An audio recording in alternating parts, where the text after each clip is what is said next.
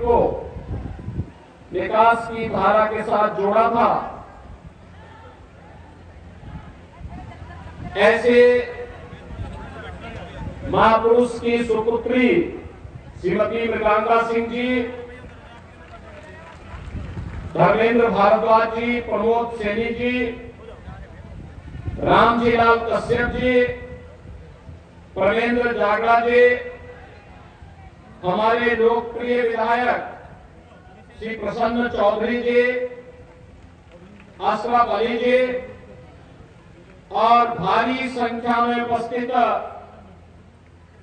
Bharatiya Janata party के हमारे सभी पदाधिकारी, राष्ट्रीय लोकदल के सभी पदाधिकारी और इस कार्यक्रम का कुशल संचालन कर रहे भारतीय जनता पार्टी के जिला के अध्यक्ष पूर्व विधायक तेजेंद्र निर्वाल जी, उपस्थित बहन और भाइयों, आज वासंतीय नवरात्रि की अष्टमी तिथि है। जगत जननी मां भगवती की पावन उपासना की तिथि। इस अवसर पर आप सबको मैं हृदय से बधाई देते हुए आपका अभिनंदन करता हूं। बहनों और भाइयों, पिछले दिनों मुझे इस क्षेत्र में केराना की ओर जाने का अवसर प्राप्त हुआ था और उस समय जब मैं वहां जा रहा था, देखा मैंने कि काफी चहल पहल है। कहीं पेट्रोल पंप लग रहा है, कहीं पे कोई मॉल बन रहा है और भी अन्य बहुत सारी व्यापारिक गतिविधियां चल रही थी। मैं अपने आप को रोक नहीं पाया। मैं वहां एक व्यापारिक परिवार के बीच में जाकर के रुका, क्योंकि 2015 में उसी परिवार से एक सदस्य को पहले से कहकर के अपराधियों ने उसके बाद निर्मम हत्या कर दी थी। मैंने वहां के पहले व्यापारियों से बात की, वहां के नागरिकों से मैंने बात की और मैंने उनसे पूछा, मैंने कहा बताओ कि अब कैसे व्यापार चल रहा है। लोगों के साथ बहुत अच्छा है, अमन चैन है।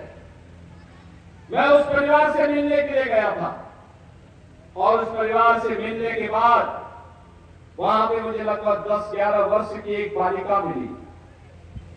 उस परिवार में बैठा था। मैंने उससे पूछा, मैंने कहा कहां पढ़ते हो? उसने कहा यही स्कूल में पढ़ती हूं।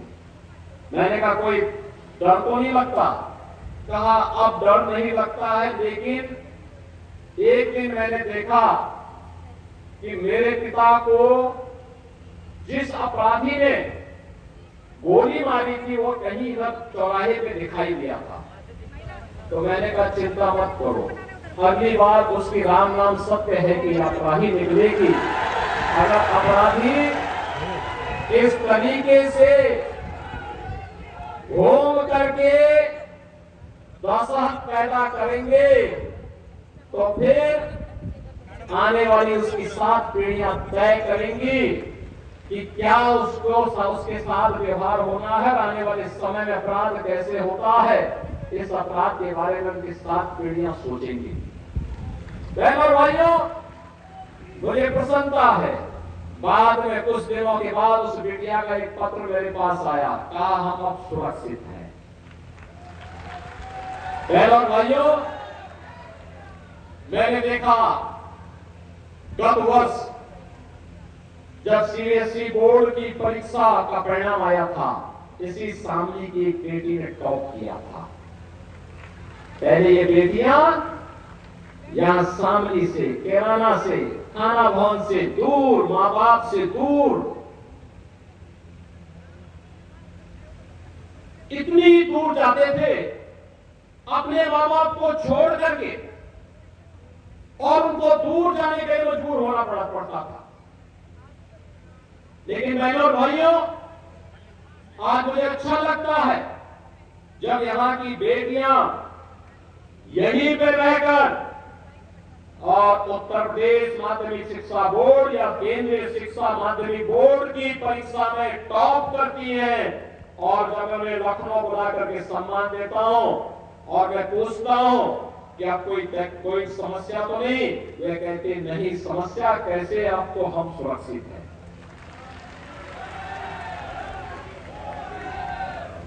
बहनों और भाइयों, अभी मैं आ रहा था, मैं ऊपर से देख रहा था, यहां पर भी शामली के अंदर चहल पहल है, प्लॉटिंग कट रहे हैं, कहीं पर मॉल बन रहा है, कहीं पे व्यापारिक कॉम्प्लेक्स बन रहे हैं, सड़कें चौड़ी हो रही हैं। विकास के साथ शामली, केराना, थाना भवन और पूरा शामली जनपद और पश्चिमी उत्तर प्रदेश जुड़ करके एक नया संदेश दे रहा है। बहनों और भाइयों, जो परिवर्तन आज आपको शामली में देखने को मिल रहा है, ये सुरक्षा का हो या समृद्धि का, यह परिवर्तन पूरे प्रदेश में भी है और पूरे देश में भी है।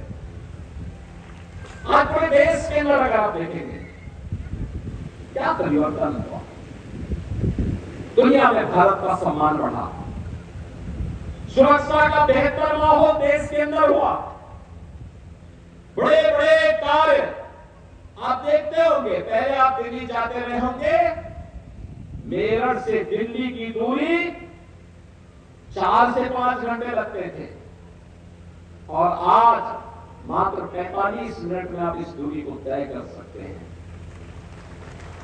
रैपिड रेल को भी हम ला रहे हैं। पश्चिमी उत्तर प्रदेश के अंदर यहां के नौजवानों के अंदर उनकी सामर्थ्य को देखते हुए प्रदेश का पहला स्पोर्ट्स यूनिवर्सिटी हम लोगों ने इसी पश्चिमी उत्तर प्रदेश में मेरठ में दे दिया है। हमारा यहाँ का नौजवान पारुल चौधरी जैसी बेटी जब ओलंपिक में पदक जीतती है, गोल्ड मेडल जीतती है, तो बहनों और भाइयों, उसने बड़े गर्व के साथ कहा कि मैंने चीन को इसलिए पछाड़ने में मदद की क्योंकि हमारी सरकार ने कहा था कि गोल्ड मेडल लाओगे तो डिप्टी एसपी का पद सीधे सीधे दे देंगे, और हमने उनको नियुक्ति पत्र भी दे दिया है, नियुक्ति पत्र भी दे दिया है।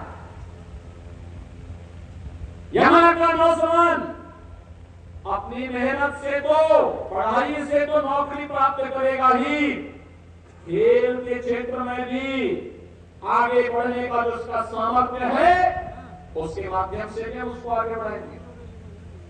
ये जो कनेक्टिविटी अच्छी हुई है, गरीब कल्याणकारी योजनाओं का लाभ जो आज प्राप्त होना प्रारंभ हुआ है, चाहे वह राशन की सुविधा गरीबों को मिलने का कार्य हो, चाहे वह 50-60 करोड़ लोगों को देश के अंदर आयुष्मान भारत की सुविधा का लाभ देने का कार्य हो। बहनों और भाइयों, जो उससे छूटे हुए हैं, मेरे पास तो कोई विधायक या पीडीपी एक पत्र भेजता है तो मोदी जी ने हर गरीब का अकाउंट खोला हुआ है, मैं सीधे उसके अकाउंट में पैसा भेज देता हूं। वे उपचार के भाव में कोई वंचित नहीं रहना चाहिए।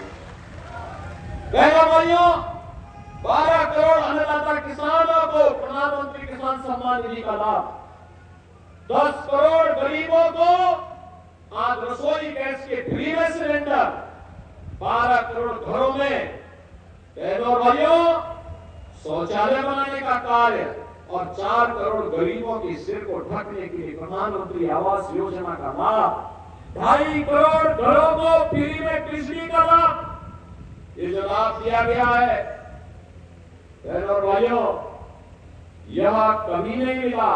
और पहली बार किसानों को सम्मान किस रूप में, प्रधानमंत्री किसान सम्मान निधि के कारण भी, और किसानों के मसीहा चौधरी चरण सिंह को भारत का सर्वोच्च नागरिक सम्मान भारत रत्न देकर के भी मोदी जी ने दिया है।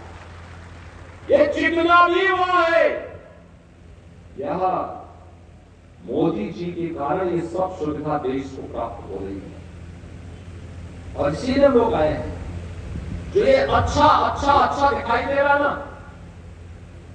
पहले कर्फ्यू रहता था, महीनों कर्फ्यू रहता था, बेटी और व्यापारी सुरक्षित नहीं थे, स्कूल नहीं जा पाते थे। आज बहनों और भाइयों, खराब सरकार थी तो कर्फ्यू लाती थी, अच्छी सरकार आई तो कर्फ्यू तो समाप्त हुआ, लेकिन कावड़ यात्रा शानदार तरीके से चला दे रही है। जब गलत लोग थे, माफिया और अपराधी को गले का हार बना करके, दंगाइयों को नखरों बुला करके मुख्यमंत्री के आवास पर उनका सम्मान होता था, और सही सरकार आई, माफिया और अपराधी को जहां पहुंचाना था वहां पहुंचा दिया है। और बहनों और भाइयों, यह भी सुनिश्चित कर दिया कि अयोध्या में तो रामलला विराजमान होंगे, हमारे पश्चिमी उत्तर प्रदेश का अन्नदाता किसान राम राम बोलेगा, और अपराधी को राम राम सत्य है भी बोलेगा। ये काम एक साथ चल रहे हैं, हम सुरक्षा भी दे रहे हैं, समृद्धि भी लाने का प्रयास कर रहे हैं। और मैं एक बार और कहने के लिए आया हूं, बहनों और भाइयों, हमारा अन्नदाता किसान अब तक 2.5 लाख करोड़ रुपए का गन्ना मूल्य का भुगतान हम लोगों ने किसानों को किया। शामली की 2-3 चीनी मिलों में समस्या है, और मैंने कह दिया है, पाई पाई चुकता नहीं तो चीनी मिल का मालिक किसान को हम बना देंगे। एक एक पाई का चुकता होगा, और इसलिए बहनों और भाइयों, विश्वास करिए, विश्वास करिए। तब हम लोग आए थे 115 चीनी मिलें भी नहीं चल रही थी, और उसके बाद जब सुरेश राणा जी को मंत्री बनाया, इन्होंने नई चीनी मिलों को बनाने का काम किया। 120 चीनी मिलें आज के दिन पे चल रही है। 120 में से 105 एक सप्ताह के अंदर गन्ना मूल्य का भुगतान करने में आ गई है। 15 चीनी मिलों को हमने नोटिस जारी कर दी है, और कह दिया है कि अगर गन्ना मूल्य का भुगतान समय पे नहीं हुआ, पिछला बकाया भी नहीं दिया, तो पाई पाई की वसूली हम लोग करना जानते हैं, और किसान अन्नदाता किसान की कोऑपरेटिव बना करके हम चीनी मिल को सौंप देंगे। बहनों और भाइयों, आज इसीलिए मैं आपके पास कहने के लिए आया हूं, जब अच्छा रहता है तो हमें और भी सतर्क और सावधान होना चाहिए। इसलिए सावधान और सतर्क रहना है, क्योंकि विरोधी कहीं सेंध लगा करके फिर आपकी निश्चिंतता का लाभ न ले ले, निश्चिंतता का लाभ न ले ले। और बहनों भाइयों, मैं इसीलिए आपसे कहने के लिए आया हूं कि कैराना में फिर से भाजपा और राष्ट्रीय लोक दल का एक तो बेहतर समन्वय, जहां नल होगा वहां कमल तो खिलेगा ही खिलेगा, खिलेगा ना। और इसी के लिए मैं आया हूं आपसे कहने के लिए, ऐसा ना हो कि हमें मान लें कि हाँ अब तो हम लोग सब एकजुट हो गए हैं और तो हमें जीतना ही है। हमें एक एक वोट को अपने पोलिंग बूथ तक पहुंचाने के लिए कार्य करना है, और इसी के लिए हम सब आपके बीच आए हैं कहने के लिए। बहनों और भाइयों, सुरक्षा की आपको चिंता करने की आवश्यकता नहीं, विकास के कार्यों की भी चिंता करने की आवश्यकता नहीं। गन्ना मूल्य के भुगतान को लेकर किसी प्रसन्न चौधरी हमारे विधायक है, वो अभी मुझसे कह रहे थे कि काम होना चाहिए। मैंने कहा निश्चित रहिए, कहीं कोई समस्या नहीं आएगी, लेकिन ये सारे कार्य तो हम लोग करने के लिए बैठे ही हैं, लेकिन लोकतंत्र ने आपको एक अधिकार दिया है, और ये जो परिवर्तन देश के अंदर, प्रदेश के अंदर, शामली के अंदर हुआ है, तो ठीक है, आपने आशीर्वाद दिया, मोदी जी देश के प्रधानमंत्री बने, मोदी जी के नेतृत्व में सारे कार्यक्रम हुए, लेकिन इसका श्रेय आपको जाता है, क्योंकि आपने ही सही जगह वोट देकर के सरकार चुनी। अच्छे लोगों को चुन के भेजा तो अच्छे निर्णय हो रहे हैं, खराब लोगों को चुन के भेजते हैं, खराब निर्णय होते हैं। ये माफिया और अपराधी बहनों और भाइयों किसी के नहीं होते, किसी के नहीं होते।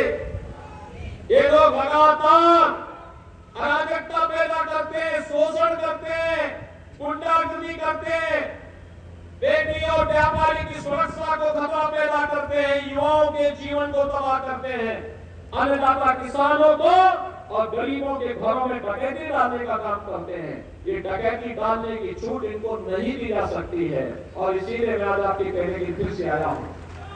विकास के लिए जिम्मेदारी हमें दे दीजिए, हम लोग उस जिम्मेदारी का निर्वहन कर देंगे। सुरक्षा की जिम्मेदारी हमारी, लेकिन अच्छे जनप्रतिनिधि के लिए अपने लोकतांत्रिक अधिकारों को हमें समझना पड़ेगा और इसके लिए जाति से ऊपर, पार्टी से ऊपर, किसी भी भेदभाव से ऊपर उठ करके अगर योजनाओं का लाभ बिना भेदभाव के हर व्यक्ति को मिला है। हमने चेहरा नहीं देखा, 4 करोड़ लोगों को मकान मिल गए, किसी की जाति और किसी का चेहरा नहीं देखा। वह गरीब है, पात्र है, किसी भी जाति मत और मजहब का है, अगर वह पात्रता की श्रेणी में आता है हम उसको पूरा लाभ देते हैं। हर योजना का लाभ उसको मिला है। 80 करोड़ लोग आज फ्री में राशन की सुविधा प्राप्त कर रहे हैं, अगले 5 वर्ष तक प्राप्त करेंगे। 10 वर्ष में 4 करोड़ लोगों को मकान मिले और बहनों और भाइयों अगले 5 वर्ष के अंदर 3 करोड़ नए लोगों को मकान देने का आश्वासन मोदी जी ने दिया है। बहनों और भाइयों, अच्छी सरकार आएगी तो अच्छा निर्णय करेगी और नहीं तो एक कांग्रेस ने तो बाबा साहब भीमराव अंबेडकर का भी अपमान किया, चौधरी साहब का भी अपमान किया और समाजवादी पार्टी को तो कहना ही क्या है। वह तो माफिया और अपराधियों के मरने पर फतिया पढ़ने के लिए जाते हैं। इनको फतिया पढ़ा दीजिए। आपका एक वोट इसके लिए इनको सही जगह पहुंचा देगा और इसीलिए मैं आज आया हूं आपसे कहने के लिए बहनों और भाइयों कि केराला के पलायन को, जिन लोगों ने केराला वासियों को पलायन करने के लिए मजबूर किया था, हम लोगों ने उनको इस धरती से पलायन कर दिया और यहां कोई पलायन नहीं करा सकता। यहां पर कोई पलायन कराने का दुस्साहस नहीं कर सकता। यहां की पहचान को किसी को खिलवाड़ करने की छूट नहीं दे सकते और बहनों और भाइयों, किसी ने सामने का आह्वान करने के लिए आया हूं। हमें मोदी जी को देखना है, देश को देखना है। देश के अंदर जो वातावरण बदला है, मैं पूछना चाहता हूं बहनों और भाइयों, क्या अयोध्या में राम मंदिर का निर्माण कांग्रेस, सपा, बसपा के लोग कर पाते? क्या उम्मीद करते हैं? कल रामनवमी भी है।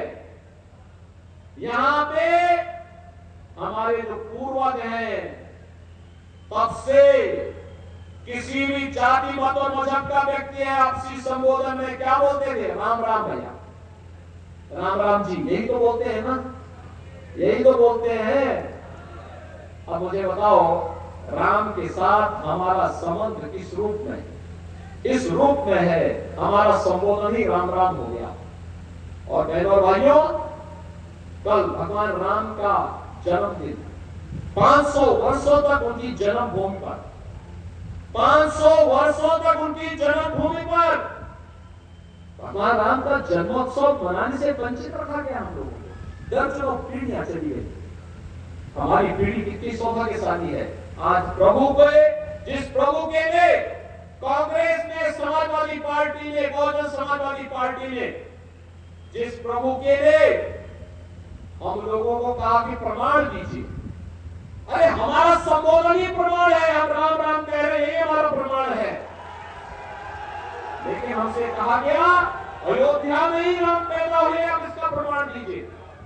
बहनों और भाइयों, आज प्रमाण माननीय उच्चतम न्यायालय ने दे दिया और अब तो प्रभु राम लला का भव्य मंदिर भी बन गया। 500 वर्षों के बाद ये शुभ अवसर आया है, तो हमारी पीढ़ी तो सौभाग्यशाली है कि अयोध्या में हमने अपनी आंखों से राम लला को विराजमान होते हुए देखा है। और हमारे पूर्वजों का संबोधन था राम राम का, और राम राम का संबोधन भी सार्थक हुआ है। हुआ है ना?